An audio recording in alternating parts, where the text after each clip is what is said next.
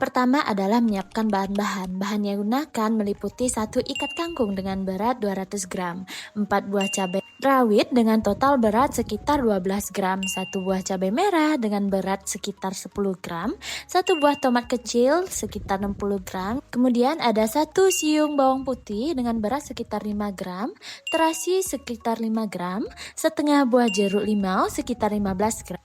Kemudian setengah sendok makan garam dan juga setengah sendok makan gula. Pada tahap ini terdapat penerapan etnomatematika berupa pengukuran dan konversi satuan dari ikat dan juga buah ke dalam satuan gram yang lebih baku. Tahap selanjutnya, kangkung dipotong dengan panjang sekitar 3 hingga 4 cm. Kegiatan ini menunjukkan konsep etnomatematika berupa pengukuran panjang agar ukuran bahan itu lebih seragam.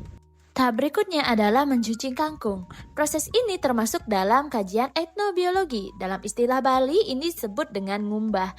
Nah, proses ini bertujuan agar menghilangkan kotoran dan juga mikroorganisme yang menempel. Tahap berikutnya adalah perebusan kangkung selama kurang lebih 2 hingga 3 menit hingga layu dan juga tetap berwarna hijau terang. Pada proses ini penting untuk menjaga tekstur kangkung agar tetap renyah. Perebusan yang terlalu lama akan menyebabkan kangkung menjadi lembek dan juga warnanya berubah menjadi hijau gelap. Fenomena tersebut berkaitan dengan etnofisika, yaitu pengaruh suhu dan waktu terhadap perubahan jaringan. Semakin lama terkena panas, jaringan kangkung akan melemah sehingga teksturnya menjadi lunak. Tahap selanjutnya adalah diberi setengah sendok makan garam, yakni bertujuan untuk menambah cita rasa gurih. Setelah direbus, kangkung segera ditiriskan dan juga didiamkan beberapa saat. Ini karena sambal plecing biasanya menggunakan tomat mentah dan juga jeruk limau yang segar. Jika sambal mentah ini langsung terkena uap panas yang ekstrim dari kangkung, aroma segar dari jeruk limau bisa sedikit berubah dan kesegaran tomatnya berkurang. Mendiamkan kangkung sejenak membantu menjaga profil rasa sambal tetap segar dan juga autentik. Nah, kemudian kita masuk ke dalam proses pembuatan sambal. Pertama-tama terasi dibakar. Ini bertujuan agar terasi itu mengeluarkan aroma yang lebih khas dan juga lebih autentik sehingga rasanya itu bakal lebih enak. Tahap selanjutnya adalah pembuatan sambal. Bahan seperti cabai merah, cabai rawit, tomat, bawang putih, dan juga terasi diulek hingga halus. Dalam istilah Bali, proses mengulek ini biasanya disebut dengan ngulek. Proses ini melibatkan etnofisika berupa gaya tekanan dan juga gesekan, serta etnokimia berupa percampuran senyawa yang menghasilkan cita rasa dan juga aroma yang khas.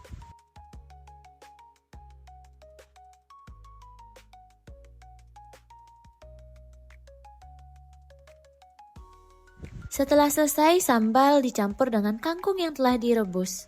Kemudian diberi perasan lemau. Perpaduan antara rasa pedas dan juga asam ini berasal dari senyawa capsaicin yang dimana ini pada cabai, sedangkan rasa asam yang berasal dari asam sitrat pada jeruk limau.